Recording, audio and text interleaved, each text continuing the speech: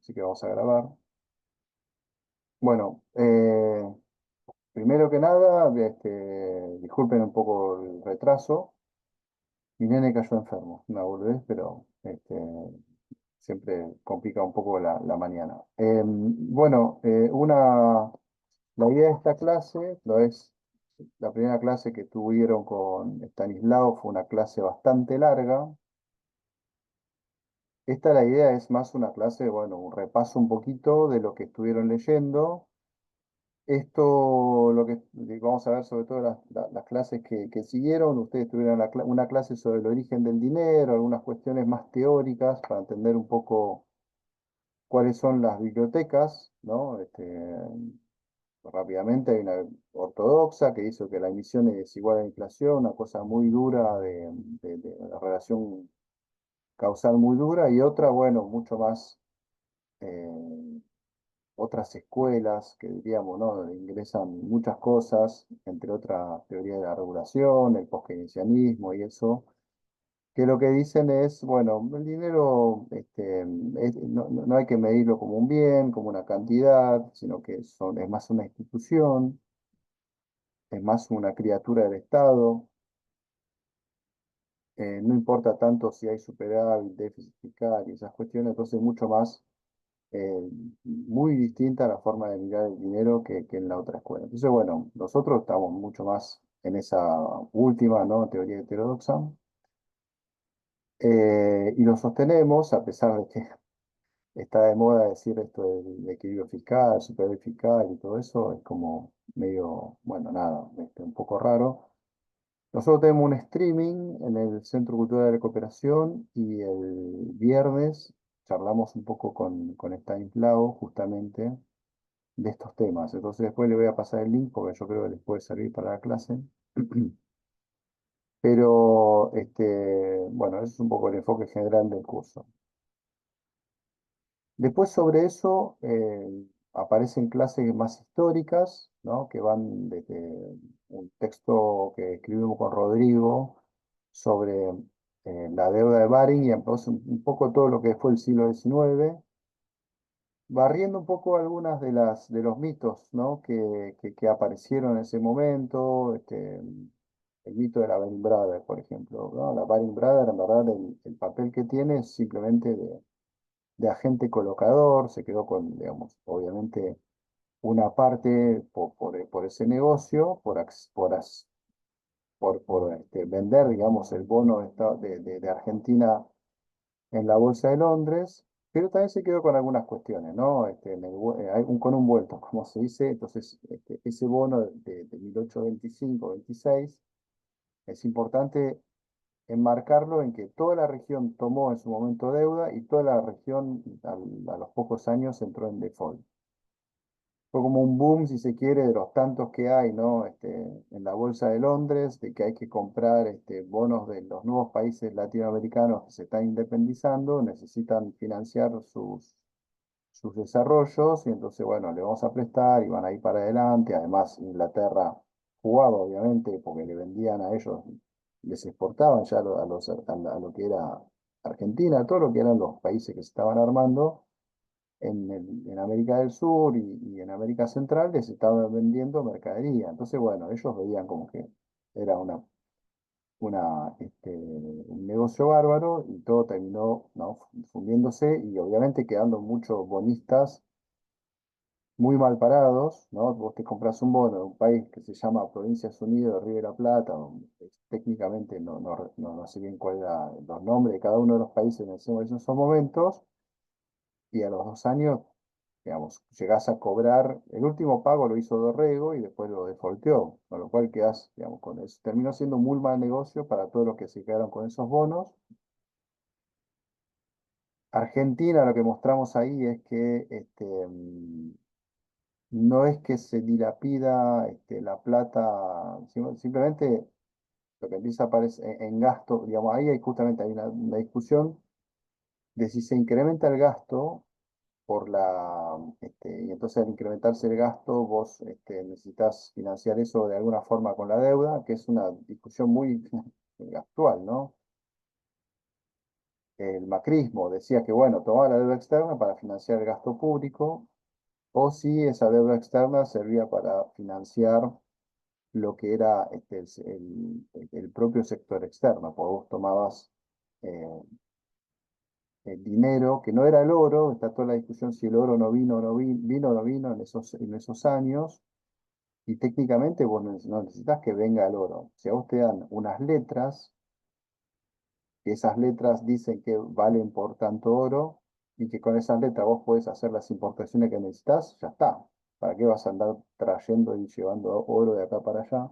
Por eso también una discusión política sobre el cual nosotros ponemos ahí un punto desde el economista que te dice, mira, no importa, si vos con las letras que te dicen vale tanto de oro, podés importar al valor que dice la letra, listo, cumplió su papel, ¿no? Ya está. Después otra discusión es si vos necesitabas importar tantos, qué necesitabas importar y todas esas cuestiones. Entonces, bueno, ponemos un poco un ojo moderno, ¿no? De economista heterodoxo moderno, para decirlo así, sobre las discusiones.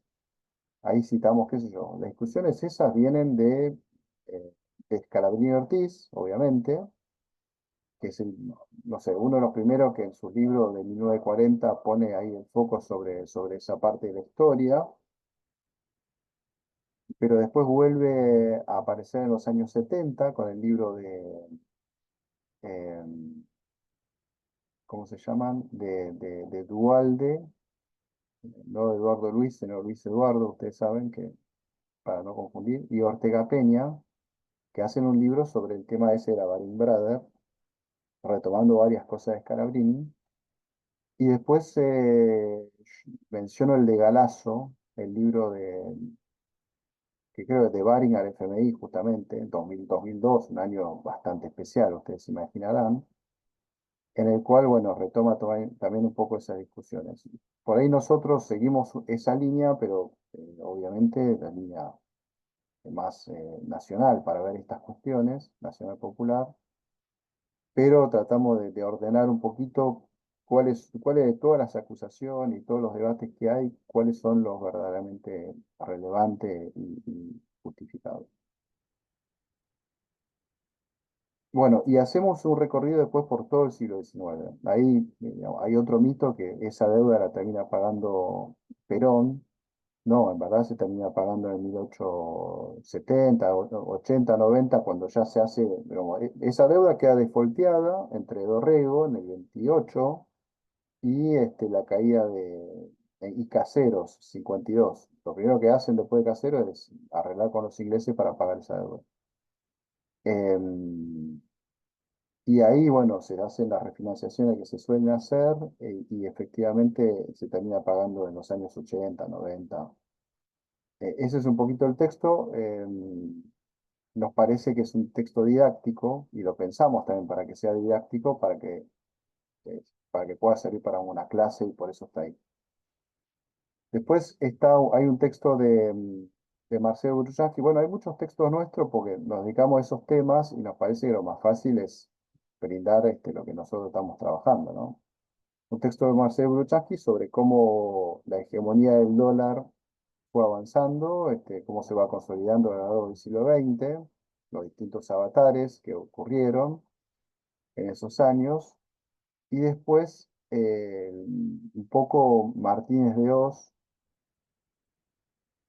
la gran reforma, ¿no? De todos los debates que hubo en el siglo XX, que son mucho más largos, obviamente, tenemos que tomar unos hitos, pero Martínez de Oz en el 77 termina fundando, si se quiere, la estructura bancaria y financiera que existe hasta el día de hoy.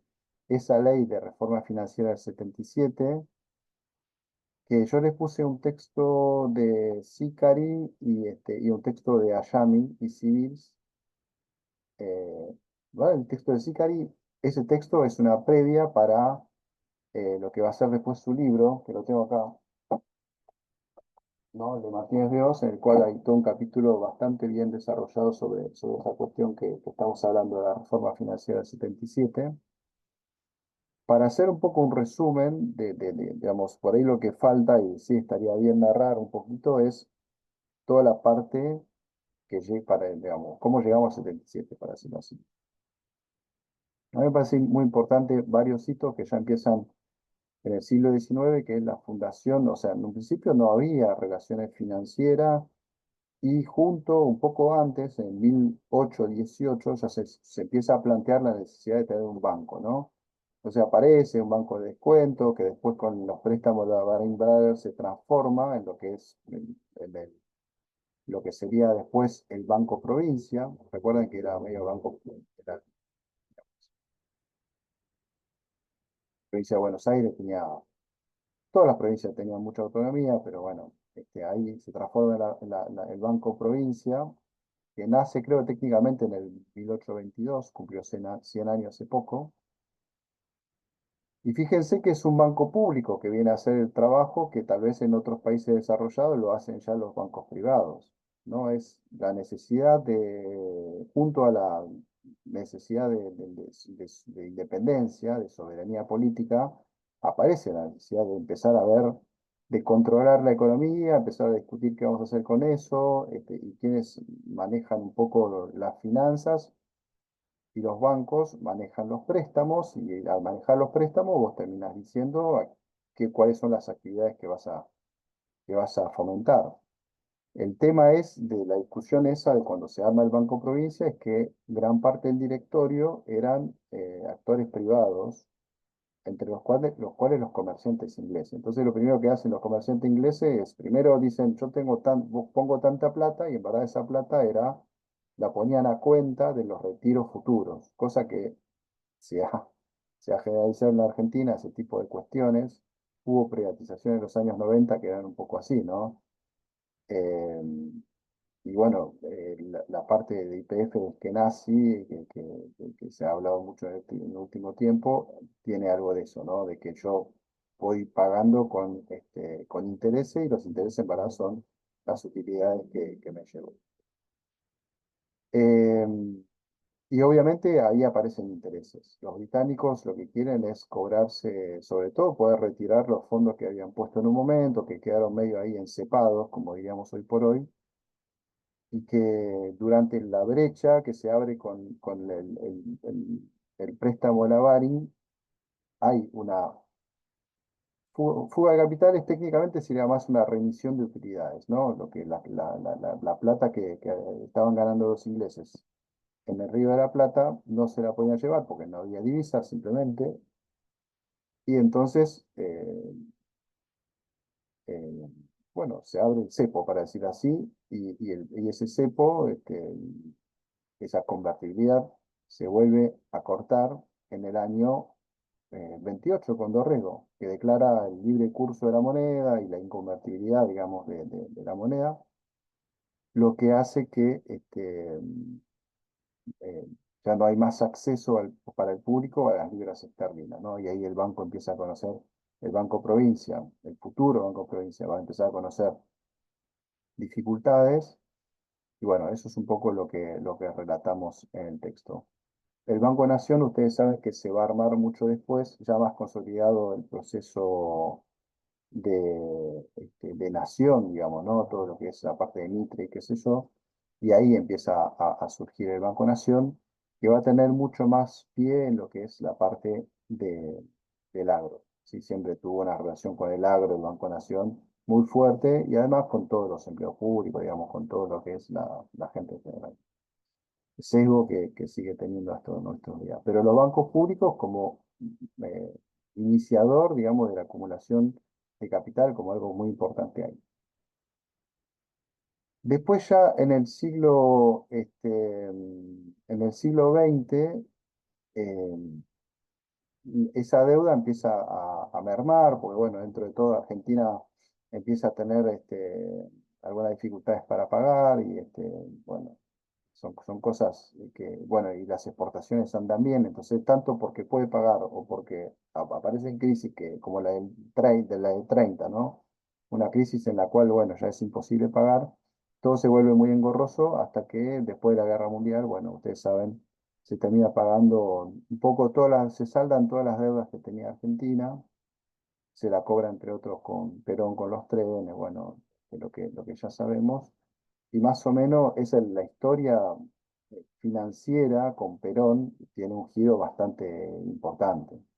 A partir de ahí, lo que se hace el Banco Central, que es algo que aparece en el año 30, el Banco Central es un instrumento que aparece en la crisis, que la oligarquía mismo, de esos años después del golpe de Uriburu, empieza a implementar junto a otros, como la Junta Nacional de Grano, junto a Junta Nacional de Carne, creo que también en esos años. Así que hay una necesidad de regulación casi heterodoxa en varias áreas de la economía, entre otras las finanzas, y Previch, obviamente, es el, digamos, el que lleva adelante, es presidente del Banco Central, con el cual lleva adelante todo lo que es la parte de la discusión financiera de esos años. Ustedes saben que después va, digamos, el 33, da una vuelta por Europa en los años 30, acompañando a Roca Hijo, que va haciendo el acuerdo Roca-Runciman, y, digamos, y de ahí trae cosas, ideas, lea Keynes por primera vez en esos años, bueno, trae cosas que después van a ser importantes para su formación. Pero el Banco Central en ese momento era un banco central en el cual participaban las empresas privadas, los bancos privados, que ya se habían desarrollado muchísimo, ¿no? A fines del siglo XIX en la Argentina, hay muchas historias interesantes al respecto, en libros que se han escrito, hay uno de Jones, bueno, no sé, no voy a hacer una biografía de esa parte, pero es interesante. Yo doy otra materia en mi posgrado de Finanzas para el Desarrollo en Quilmes, con los mismos profesores que estamos acá, en el cual es una materia mucho más de la historia financiera, ¿no? de la Argentina. Entonces se desarrolla un poco más de esos temas. Pero, digamos, para hacer un resumen un poquito, el Banco Central en los años 30 es un banco en el cual el sector privado tiene muchas mesas, muchas sillas en el directorio. ¿Sí? Algo que Scalabrini y Ortiz, por ejemplo, Scalabrini y Previch, ustedes saben que tienen una larga discusión que va a durar, no sé, desde esos años, donde le empieza a pegar, que le dice que es un británico, ¿no? Un pro británico a Previch. Por una cuestión muy puntual, digamos, el Banco Central lo que tiene es que en ese momento empieza a regular el tema cambiario y empieza a definir qué importaciones se hacen y qué importaciones no se hacen.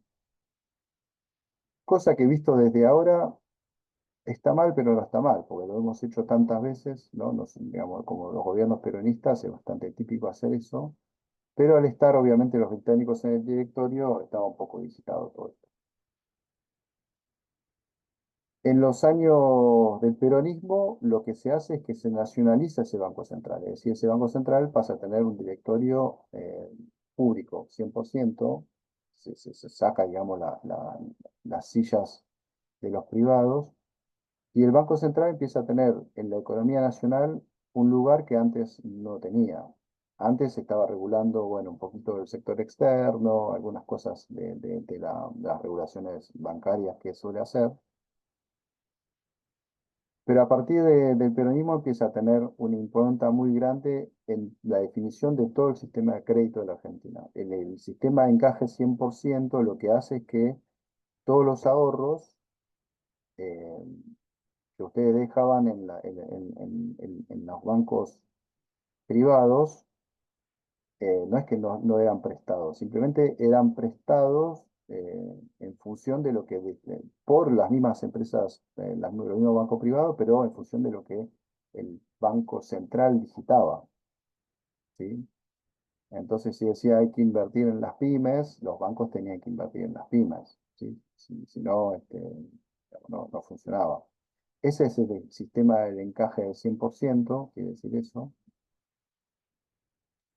Y eso es algo que va a funcionar hasta el 55, algo que fue, bueno, muy debatido, ¿no? A lo largo de la historia argentina, de la historia, digamos, de los economistas. Los economistas que hacen historia económica lo debaten muchísimo.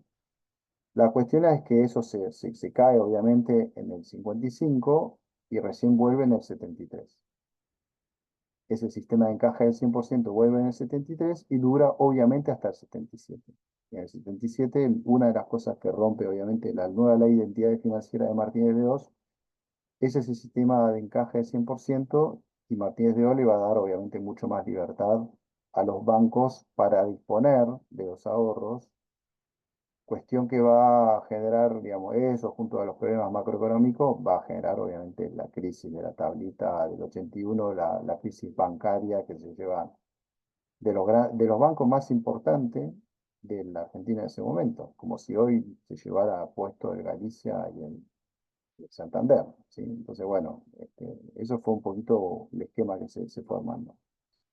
Lo que es interesante también es que en el medio, digamos, no quiero dejar de mencionar la importancia que tuvieron el Banco Provincia y el Banco Nación durante los gobiernos peronistas para llevar adelante préstamos, y también durante la época desarrollista, ¿no? Durante la época del desarrollismo o del posperonismo, para decir así, hubo un problema, porque los créditos se cayeron de repente, subieron la tasa de interés, todas las pymes que habían nacido casi a la sombra de todo ese crédito fácil que daba el peronismo, empezaron a entrar en dificultades y ahí se arma un esquema muy interesante, que es el esquema de las cajas de crédito, que son cooperativas, ¿no? Todas las empresas y familias ponían en un barrio o en una ciudad chiquito, que era bastante típico, juntaban sus créditos, juntaban sus ahorros y definían entre ellos a quién le prestaban, ¿no? Entonces, un esquema bastante particular que llegó a tener una gran impronta y que, bueno, tiene dos quiebres. Primero 66, el gobierno de Quintanilla le pega bastante fuerte a todo lo que son las cooperativas. Aparte, muchos estaban vinculados al Partido Comunista, con lo cual había ahí toda una discusión además ideológica. Y la reforma financiera del 77, que también quería dar de baja a todas las cooperativas, y lo que terminan haciendo es negociar que pudiera existir bancos cooperativos. Así que todas esas casas de crédito se convirtieran en bancos cooperativos. Ahí nacen como 70 bancos cooperativos, del cual solo sobrevive uno solo, que es el Banco Cricop, como ustedes saben. Entonces, bueno, eso es todo un esquema bastante peculiar que hace a una de las cuestiones eh, de la economía argentina y que es, digamos, fue clave para el sostenimiento de las pymes durante ese periodo. Después digamos, la reforma de Martínez de Oz, lo que viene un poquito es a generar, número uno, yo diría ahí en el texto de Cecilia Yami y Alan Sills queda bastante claro, a nacionalizar todo el esquema, porque estaba muy federalizado, muy provincializado, ¿no? Toda la cuestión de la estructura de los bancos, había muchísimos bancos, de cada provincia tenía su banco, como que, ¿no? ¿Qué podemos? El gobernador llegaba y decía, ¿qué podemos hacer? Bueno, armemos un banco y armaba un banco y toda la estructura bancaria estaba ahí y a veces las tasas de interés variaban de un lugar a otro, ¿no? Entonces, todo un tema ahí que ellos lo que hacen es tratar de unificar en todo el país lo que era la tasa de interés, lo que era la estructura bancaria y básicamente que compitan entre ellos, ¿no? Era esa la idea. Obviamente, al final de ese proceso va a haber como una concentración, porque van cayendo varios bancos en esa crisis que yo les comentaba, y mucho más después cuando llegan a los años 90, ¿no? Que es el último el texto, no sé si tuvieron tiempo de leerlo, pero lo que la clase de esta semana es una clase sobre los años 90, que hablaremos más, en verdad, la semana que viene. Pero ya en los años 70 aparece eso. Piensen esto, las finanzas en el 73, 74 era un sector mínimo de la economía argentina. No existía, digamos, ¿no? La finanza no se podía sentar en ninguna mesa para hacer nada porque no tenía poder. Y durante el gobierno de Martínez de Oz es cuando las finanzas se empiezan a afirmar fuertemente y empiezan, digamos, por distintas razones. Una, como parece muy importante, es que los lazos que empiezan a tener los dueños de la financiera con lo que es Wall Street, sobre todo, ¿no? Todos los bancos de Nueva York, resulta muy importante porque, claro, en un momento en el que la macroeconomía o el régimen de acumulación, como mejor dicho, en un momento en que el régimen de acumulación empieza a ser cada vez más dependiente de la deuda externa y cada vez más financiarizado, lo que empieza a pasar es el que tiene los lazos directos con la banca de Estados Unidos, con que son los que prestan los dólares, efectivamente termina redundando en poder interno dentro de Argentina. ¿Quién tiene lazo con los bancos? Martínez de Oz, por ejemplo. Bueno, Martínez de Oz empieza a tener un poder interno dentro de lo que es el esquema de poder de la Junta Militar, que es muy importante. De nuevo, acá el libro de Julián, el jefe civil de la dictadura, Martínez de Oz, es importante, el jefe civil de la dictadura, pero digamos, lo que aparece en la impronta del libro siempre es Martínez de Oz, era casi el que termina manejando todo el gobierno, no solo en la parte económica, sino también en las relaciones internacionales. Había una cancillería paralela porque justamente era el que tenía lazos privilegiados con la Bolsa de Nueva York y en ese momento los bancos de Nueva York y todo digamos, el sistema bancario de Estados Unidos era más importante que otra cosa para Argentina. Era como suero, ¿no? Plata que entraba en el marco de una discusión más de un contexto global que hay que mencionar también, que es que hay un proceso de descolonización en todos los países africanos y Medio Oriente. Lo primero que dicen, lo primero que hacen esos gobiernos es preguntarse, bueno, ¿cómo nos vamos a desarrollar? Y lo que tenían a mano era el petróleo. Y entonces hay varios esquemas, en Argelia, por ejemplo, fueron todo para lo que es la petroquímica, digamos, hay varias cosas. La cuestión es que también, entre otros, lo que necesitaban es tener un mejor precio del petróleo, ¿no? Para sus nuevos países había que financiar el desarrollo y dijeron, bueno, lo financiamos con esto. Entonces el precio del petróleo sube de 1 a 10 en el 73, el barril de petróleo. Entonces, evidentemente, eso, digamos, lo vemos porque es como casi tuvimos un esquema muy similar cuando fue lo de Irán, cuando, digamos, ahora en este momento, ¿no? Con el precio del petróleo en 110, pero solo se duplicó el petróleo hasta ahora, ¿no? Piensen lo que fue multiplicado por 10 el petróleo en su momento, y es cierto que el petróleo era muy barato porque eran todos países colonizados, con lo cual los precios de Francia, por ejemplo, de lo que importaba Argelia, era un precio interno casi, era bueno, definamos el precio entre Argelia, que era una colonia francesa, y el comprador que era Francia. Y obviamente el precio lo ponía Francia, y le decían, bueno, $1 el barril de petróleo. Eso es una realidad este, que ustedes deben imaginarse. Entonces, bueno, eh, el petróleo empezó a aparecer como algo muy relevante.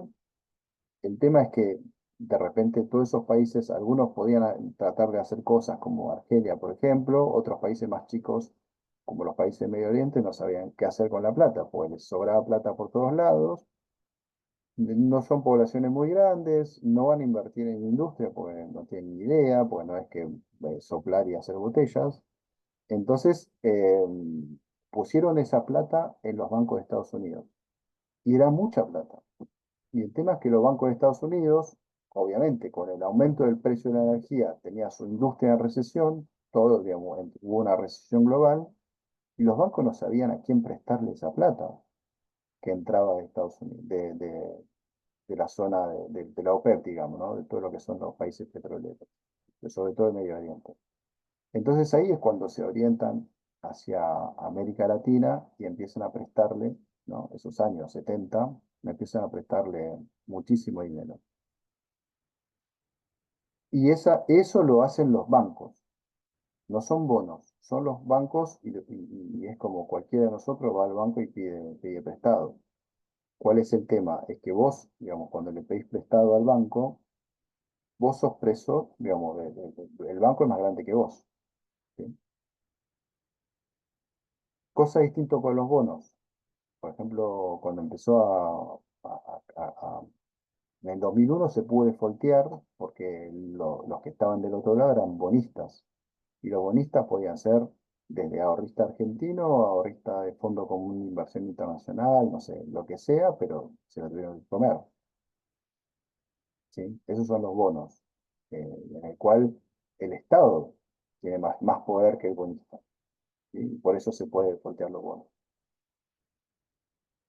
El tema es que, digamos, cuando aparece después, cuando los bancos empiezan a poner una tasa de interés más elevado, en el año, cuando aparece Volcker, cuando gana Reagan la elección y todo eso, la tasa de interés en Estados Unidos empieza a ser muy elevada. Ahí ya entra en default 82, hay una crisis de la deuda fantástica que primero pega en México, después en toda la región, y durante todos los años 80 la región no va a poder salir de ese esquema, terminando todos en hiperinflación, ¿no? En los años 89, 90 y todo eso, o sea, no es solo argentino, sino de toda la región, porque no podían defaultear esa deuda, porque los bancos, si no cobraban esa deuda, no le podían pagar, ¿no? A los, eh, ¿me escuchan ahí? Porque me dice que no puede detectar el micrófono. Sí, bueno. Entonces, bueno, obviamente lo que les decía, ¿no? Si nosotros no le pagamos a los bancos no podían pagar sus plazos fijos, digamos, a los países petroleros, ¿no? Cosa que, entonces por eso se pusieron tan duros, porque si no, ellos también tenían que entrar en default y se armaba un quilombo bárbaro. Entonces, bueno, esa cuestión es algo que a veces no se dice tanto, porque es importante entender para sacar conclusiones sobre esa época,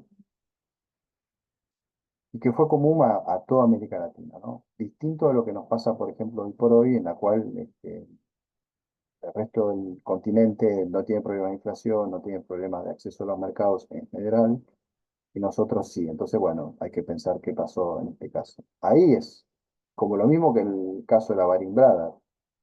Fue un momento donde toda la región hizo lo mismo, y en toda la región pasó lo mismo. Entonces, como que no es algo, no es una cuestión de política interna, sino más estructural de ciclo del capitalismo, y que vos tuviste que pagar por otros, es simplemente eso. Así que bueno, no quiero ser muy largo, simplemente esto. Nosotros nos vamos a ir igual, vieron que hay como una seguidilla de clase, arrancamos lento, pero después arrancamos acá con una seguidilla de clases. Creo que de hecho la semana que viene nos vemos en otra, y iremos despejando dudas que ustedes tienen. Pero no sé si hay alguna pregunta. El video, no sé si hay una pregunta o bueno, si no nos vemos en... Ahí está. De todo esto. No, todo súper claro, profe, gracias. Bueno, que sea claro me alegra, porque esos temas siempre son engorrosos y lo que tratamos justamente de ser lo más didáctico posible. Sí, después sí puede pasar el link de lo del streaming que comentó. Sí, sí, sí, sí. Lo paso, me parece que es interesante. Y es más, digamos, se dan cuenta que hablamos de la historia, pero siempre remitimos a la actualidad. El streaming es sobre la actualidad. eh, y bueno, nada, eso me parece lo más relevante.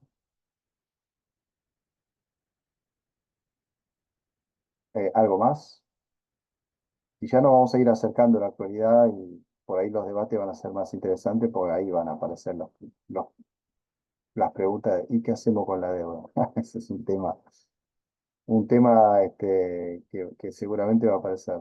¿Qué hacemos con la deuda del FMI? ¿Qué hacemos con los bonos? ¿Qué hacemos con esto, con lo otro? Bueno, si no hay más preguntas, ¿les parece que nos vemos, bueno, la próxima, que ahora le chequeo, me parece que la semana que viene. Y así vamos siguiendo un poquito. Bárbaro, muchas gracias. Dale. Gracias.